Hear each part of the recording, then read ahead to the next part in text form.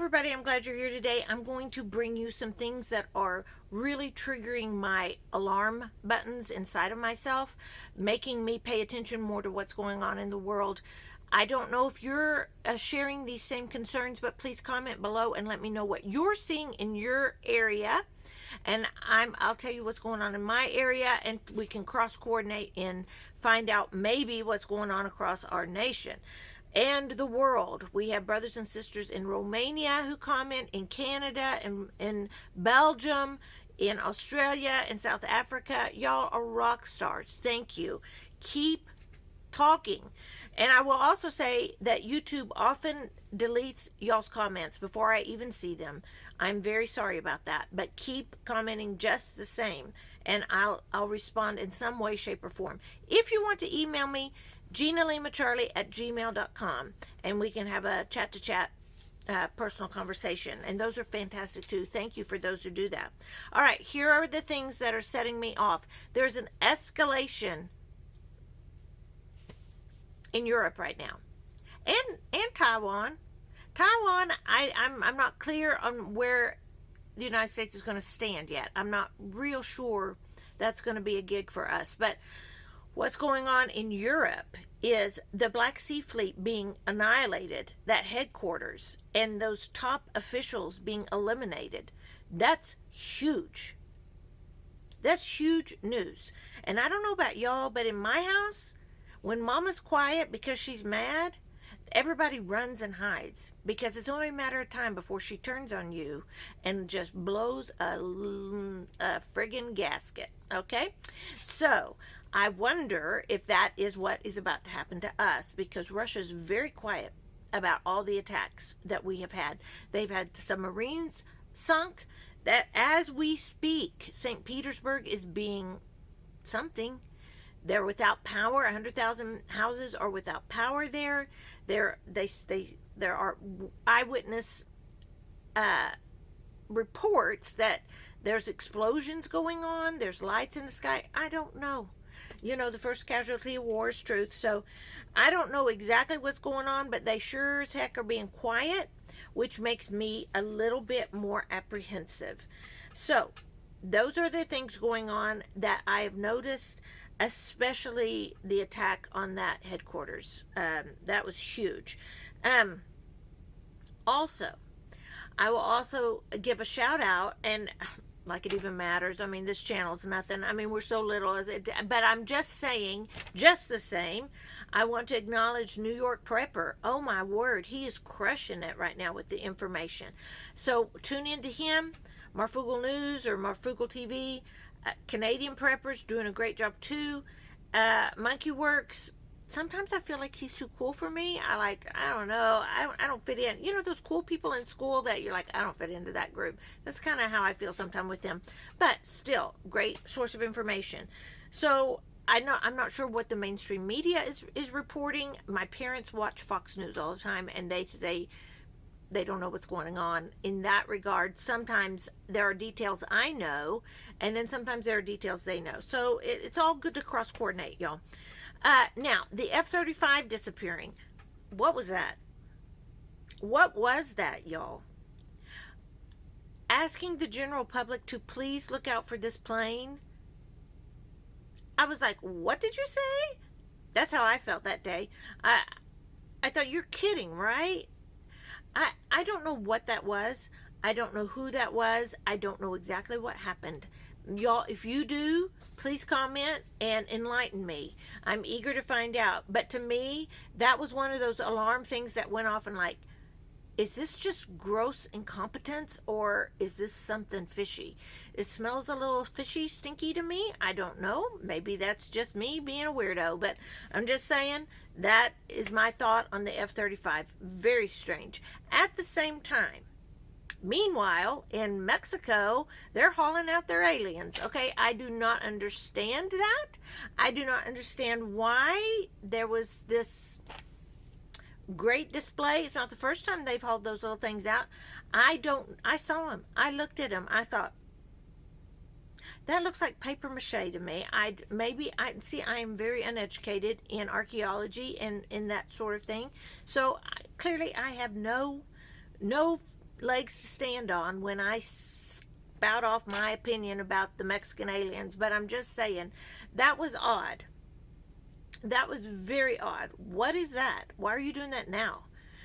So very, very odd. I was like, just throw it on the pile.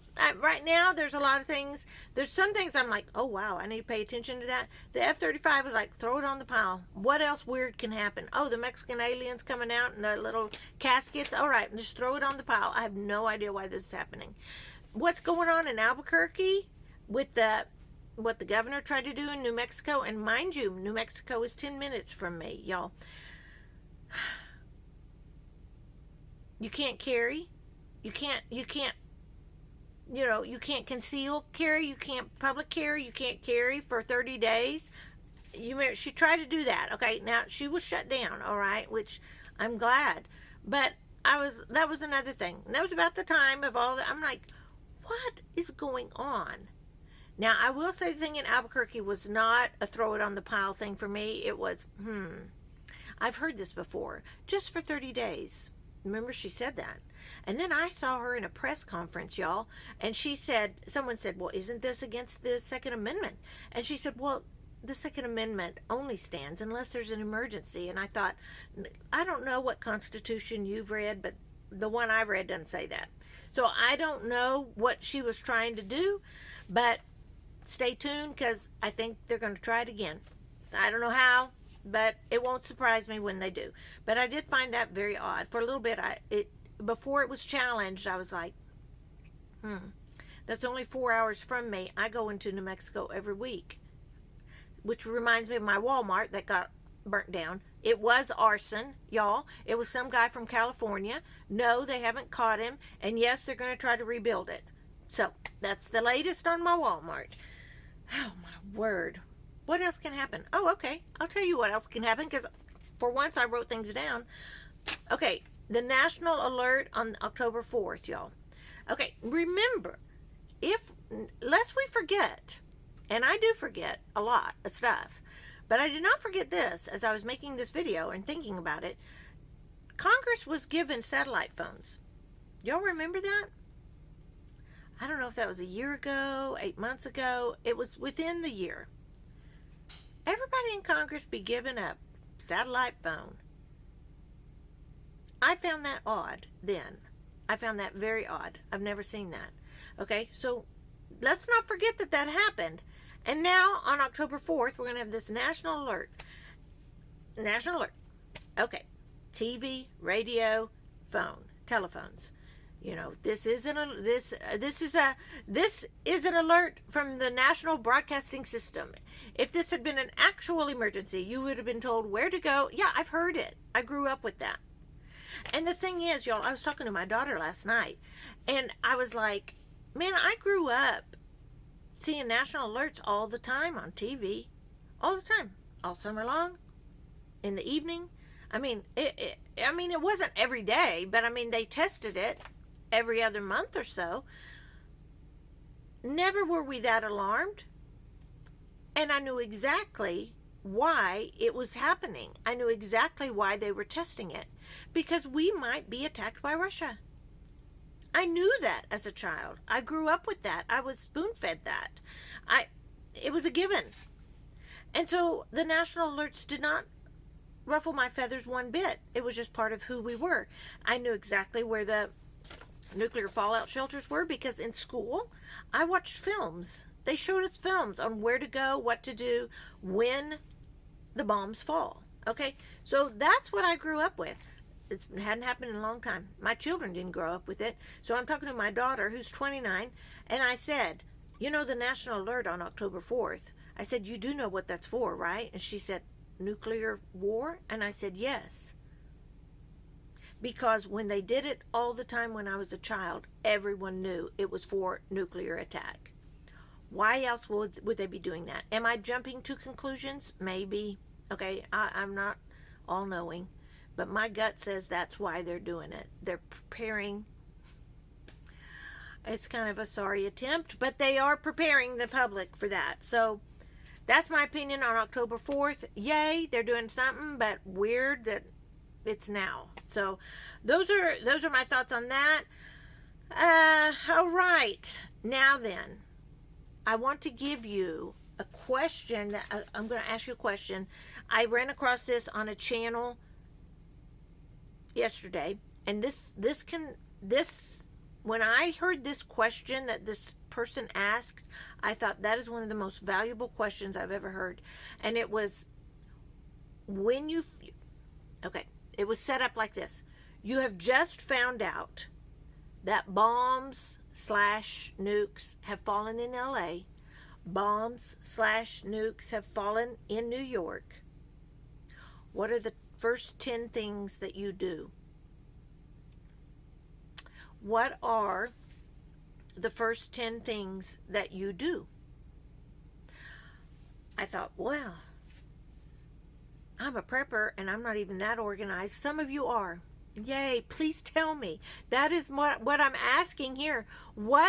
Just give me the top 5, okay, if you don't want to type in 10 things. What would you do?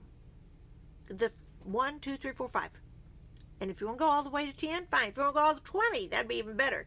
But what would you do? I guess my first thing would be water.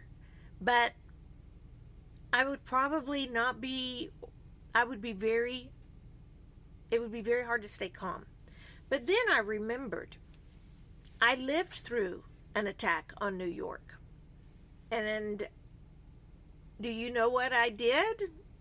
I drove to Lubbock because my children had optometrist appointments. So I had the girls in the back seat with me. They were like, I don't know, 9 and 5. And I was out on the open road listening to it on the radio happening while we were driving. So clearly I was not in the prepper mode then. I came home, I noticed the gas stations lines, I know, and by the time I got home that evening, which was around 4 or 5 o'clock, I had put together this was an attack. When I left that morning, I did not. It's an hour and a half to Lubbock, so I had not realized. But now, things are different, and I have access to all this information, and the question is, what are the top 10 things? So I'm planning a time where I get together with my other families that are prepper families, and we're going to discuss it, and we're all going to work on a list together. I suggest you do the same, but we could be that family here for you. So those are the crazy things going on in the world right now. I'm going to make another video about things that I've learned in the last week that I need to gather and prepare for. So that's coming.